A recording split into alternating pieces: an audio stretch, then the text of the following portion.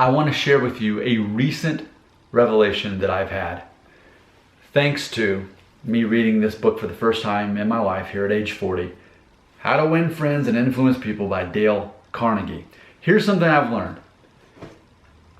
Almost everyone in your life, on a certain day at least, is going to either need praise or pity.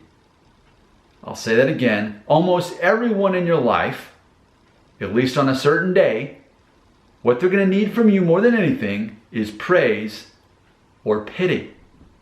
So let's imagine this. Let's imagine, I'd say, a toxic place like Facebook where people just kind of dump stuff.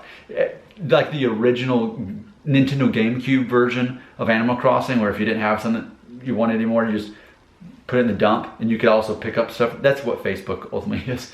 And that's a prime example of where people are needing praise or pity. But in real life, it's that way too. I want you to think of a person who in your real life that you see on a regular basis. I want you to think of someone who appears to have it all together. Not a needy person, in other words.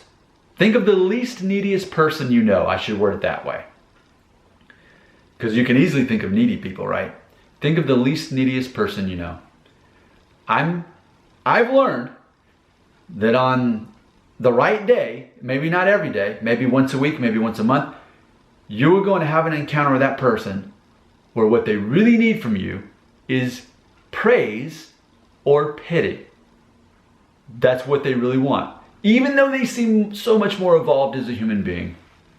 Because I think we would agree, there are those people who they're needy and they need that praise or they need that pity constantly. Every time you see them, it's poor, pitiful me, victim mentality. And that's what they need to feel validated.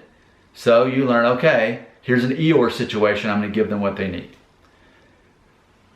But what I'm telling you, on other people's worst day, the best person's worst day, they're still going to need praise or pity. And I am fully accepting this now, to not just think these people are the poor, pitiful me people. They need pity or praise.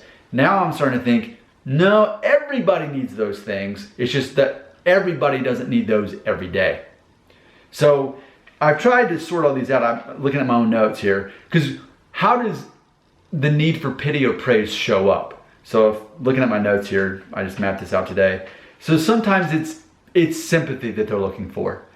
They've had a bad day, something bad happened. They need sympathy. I'm so sorry that happened to you. That's got to be rough. Tell me more about that. Because you always want them to elaborate on it.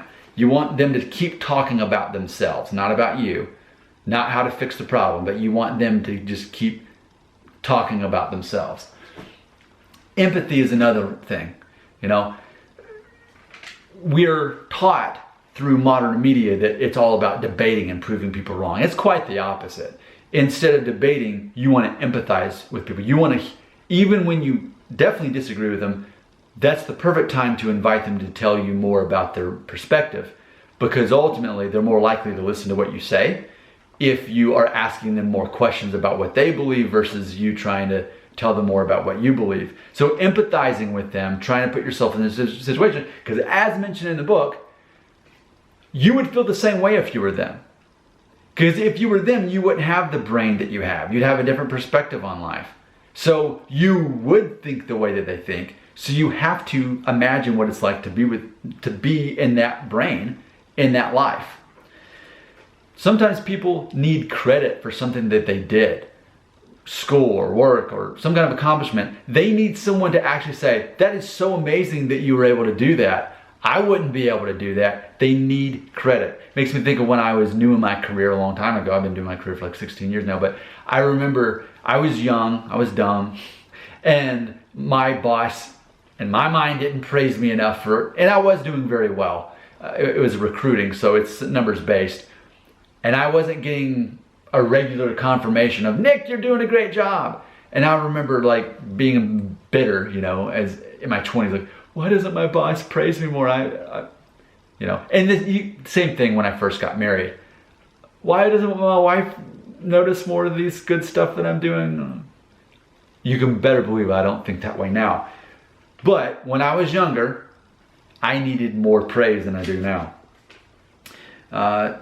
So ultimately, words of affirmation, positive, even just positive words that people would need. So we can put this in praise or we can put it in pity. But ultimately, here's something I've learned. Think of the least neediest person you know.